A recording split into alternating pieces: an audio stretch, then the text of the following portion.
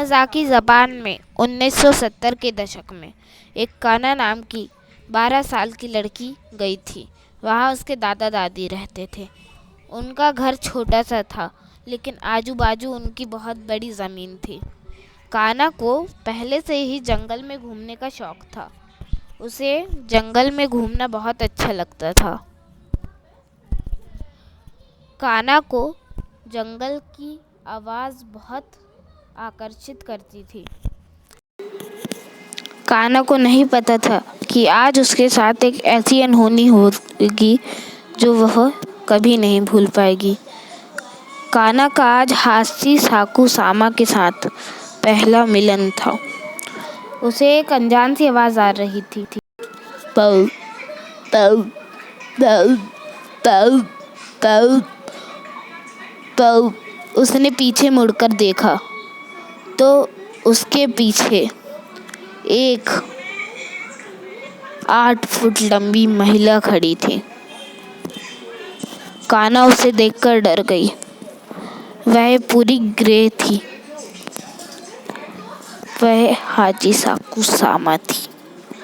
काना उसे देखकर चिल्लाई,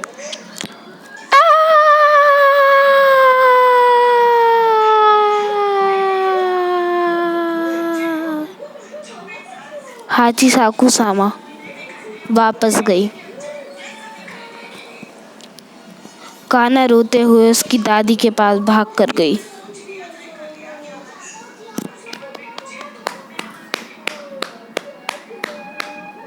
उसने उसकी दादी को रोते हुए सब बात बताया।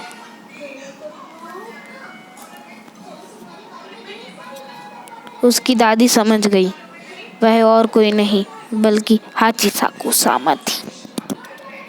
उसकी दादी भी रोने लगी। उसके ग्रैंड पेरेंट्स उसके माता पिता को फ़ोन करने का प्रयास कर रहे थे, लेकिन वह फ़ोन नहीं उठा रहे थे तो उन्हें मैसेज सेंड कर दिया। काना, जो कि बहुत डरी हुई थी और कंफ्यूज भी थी, अपने दादाजी से उसके दादाजी उसकी आंखों में आंख डाल के पूछते हैं। हाची साकू सामा थी वो 8 फुट लंबी महिला। तुम्हें हाची साकू सामा ने चुन लिया है काना। वह पूछती है, हाची साकू सामा? कौन है ये हाची साकू सामा? उसके दादा बताते हैं, उसकी उत्पत्ति कैसे हुई यह कोई को नहीं पता। वह एक 8 फुट लंबी आत्मा है जो बच्चों को चुनती है और उसके चुनने के कुछ दिनों बाद ही बच्चे मर जाते हैं।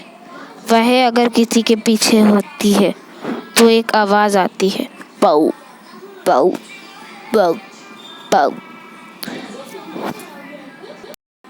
उससे बचने के लिए जीसस की मूर्ति ईस्ट, वेस्ट, नॉर्थ और साउथ में लगा दी जाती है। फिर काना को घर के सबसे सुरक्षित कमरे में पहुंचा दिया जाता और उसके कॉर्नर में चारों तरफ प्योर साल्ट रख दिया जाता है। उसकी दादी कहती है, अब यहाँ कभी मत आना। कभी नहीं? मैं कल ही तुम्हारे माता पिता को यहाँ बुला दूंगी। क्या फिर मैं सुरक्षित हो जाऊंगी? हाँ, उसकी दादी ने रोते हुए कहा। फिर तुम सुरक्षित होगी, लेकिन तुम कभी मियाज़ाकी मत आना। दादी माँ, मुझे अकेले छोड़कर मत जाइए, मुझे डर लग रहा है। और उसकी दादी गेट बंद कर देती है। गांव में रात हो जाती है और काना उस झोपड़ी में अकेली होती है। उसे वहां तब तक रखा जाएगा जब तक उसके माता पिता नहीं आते। आधी रात को उसके ग्रैंड फादर उसे कहते हैं, काना, क्या तुम अकेली हो? मैं तुम्हें कंपनी देने आऊं?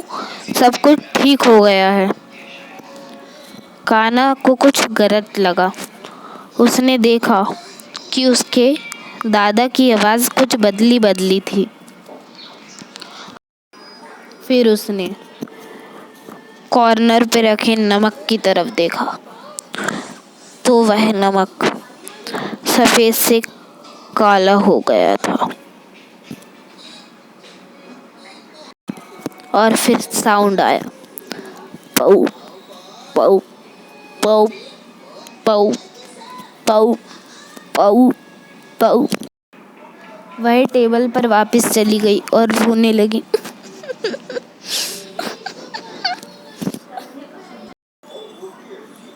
फिर कान्हा के माता पिता उसे लेने आ गए और वह जल्दी मियाज़ाकी से टोक्यो चले गए।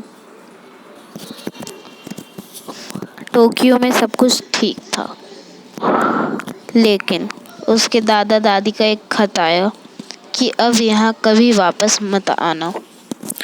और कुछ सालों बाद उसके दादा चल बसे थे और कान्हा उनके फ्यूनरल में भी नहीं जा सकती थी। कुछ दिनों बाद उसकी ग्रैंडमाँ का फ़ोन आया, कान्हा, मुझे कैंसर हो गया है बेटा। मैं चाहती हूँ कि तू मुझे आखिरी बार देख ले। कान्हा बोलती है, क्या ये सेफ है दादी माँ? वह कहती है, हाँ बेटा, मैं आखिरी बार बस तुझे ही देखना चाहती हूँ। और फिर आवाज़ आने लगती है, बौ पौ पौ पौ पौ पौ पौ। कान्हा तुरंत डर गई और कान्हा बहुत डर चुकी थी।